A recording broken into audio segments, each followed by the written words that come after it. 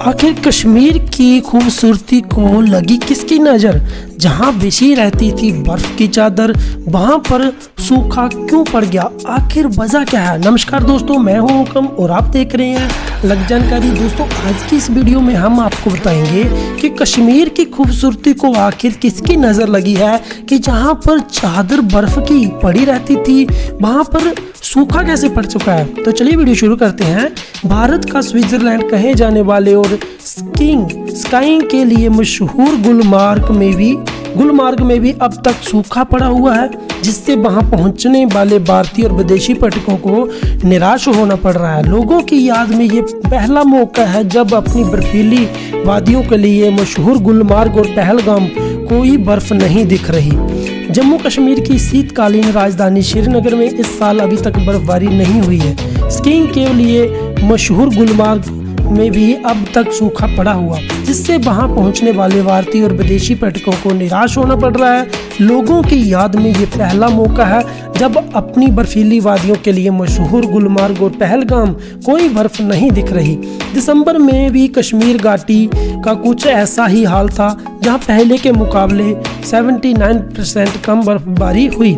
यहाँ पहाड़ी इलाकों में थोड़े बहुत बर्फ गिरे भी थे, लेकिन मैदानी इलाकों में कोई बर्फबारी नहीं हुई। ऐसे में मौसम विशेषज्ञों ने चेतावनी दी है कि बर्फबारी में इस कमी से इलाके में पानी की बिल्कुल के साथ साथ खाद्य संकट भी पैदा हो सकता है।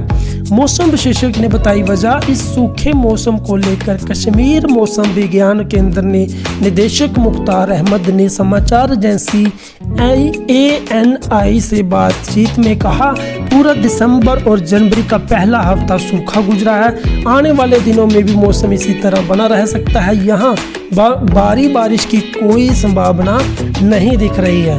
अहमद बताते हैं कि पिछले 3 से 4 साल के दौरान सर्दियों की शुरुआत में ही भारी बर्फबारी हुआ करती थी, जो इस साल गायब है। उन्होंने इसके लिए अल नीनो को जिम्मेदार ठहराते हुए कहा, एल नीनो नवंबर से बना हुआ है और ये अगले महीने तक जारी रह सकता है। अल नीनो क्या है? अल नीनो एक जलवायु पैटर्न है जिसमें प्रशांत महासागर में सतह का पानी तेज से गर्म होकर दक्षिण की ओर स्थानांतरित होते हुए आगे पूरब की ओर बढ़ जाता है। इससे दक्षिणी अमेरिका में नमी की स्थिति पैदा हो जाती है और उत्तर में शुष्क तथा गर्म स्थिति पैदा हो जाती है।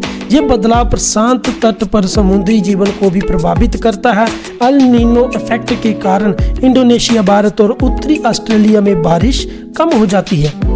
कश्मीर में अल नीनो का असर लंबे समय तक सूखे, हल्की सर्दियों और कम बर्फबारी के रूप में देखा जा रहा है। विशेषज्ञों ने चेतावनी दी है कि घाटी में अगर यही स्थिति बनी रही तो आगे काफी लंबे समय तक सूखा पड़ने की आशंका है। कश्मीर में खेती पर इसका पहले से ही खासा असर देखा जा रहा है, जहां में केसर किसानों को मौसम के बदलते मिजाज के कारण परेशानी हो रही है।